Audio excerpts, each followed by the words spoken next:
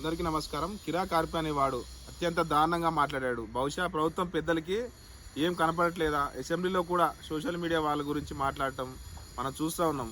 మరి ఇటువంటి బూతులు మాట్లాడే వ్యక్తికి మీరు ఏ విధంగా సమర్థిస్తూ ఉన్నారు? స్వయంగా మేము దేవుడుగా భావించే జగన్మోహన్ రెడ్డి గారిని కూడా వాడు వీడు అని చెప్పి నీచంగా మాట్లాడుతూ ఉన్నాడు. ఈ ఆర్పి అనే యూజ్లెస్ పేలపై ఈ ప్రభుత్వం ఎందుకు చర్యలు తీసుకోలేదు? ఒక్కసారి నారా లోకేష్ గారు, చంద్రబాబు గారు, లేకపోతే అనిత గారు, లేకపోతే పవన్ కళ్యాణ్ గారు, ఇటువంటి వ్యక్తి ఆర్పి వెనుక ఎవరున్నారు?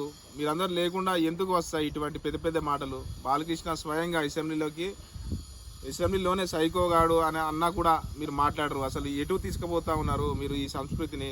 అసెంబ్లీలో లేనటువంటి వ్యక్తుల పేర్లు ప్రస్తావించి తీసుకొచ్చి అసభ్యకరమైన మాటలు మాట్లాడుతూ అసభ్యకరమైన వార్తలు ప్రచారం చేసుకుంటూ ఆ అప్పుల గురించి ఏం సార్ అంటే సమాధానం ఉండదు. యూరియా గురించి ఏం సార్ అంటే సమాధానం ఉండదు. ఆ లా అండ్ ఆర్డర్ పరిస్థితి ఏం సార్ అంటే సమాధానం ఉండదు.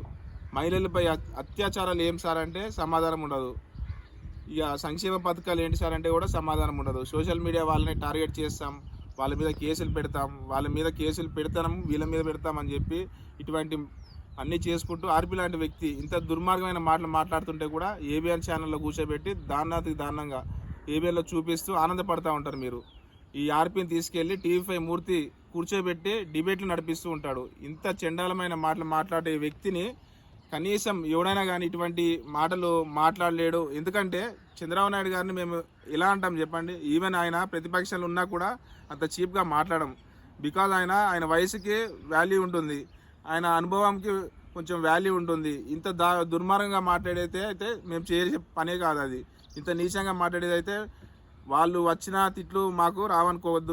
మేము కూడా మాట్లాడగలుగుతాము. ఆర్పి ఇటువంటి మాటలు మాట్లాడి ఏం చేద్దాం అనుకుంటున్నారు ఈ ప్రజలకు? మీరు మా రోజా గారిని కూడా తిడుతూ ఉంటారు. మహిళల్ని ఎంత దారుణంగా మాట్లాడుతున్నాడు ఈ ఆర్పి. అసలు అన్ని పార్టీల కంటే మీరు ఎక్కువగా చేస్తూ ఉన్నారు. ఎక్కువగా తిట్టేది మీరే.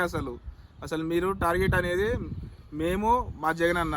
అసలు మీరు అధికారంలో నుంచి మంచి చేసి వస్తామనే మాట కంటే కూడా జగన్ గారిని భూస్థాపితం చేస్తాం, రాజకీయంగా సమాధి చేస్తాం, ఇటువంటి మాటలు చెప్పి ఆయన లేకుండా ఉంటే మేము అధికారంలో ఉంటామనే మాటలు వస్తూ ఉన్నాయి మీకు.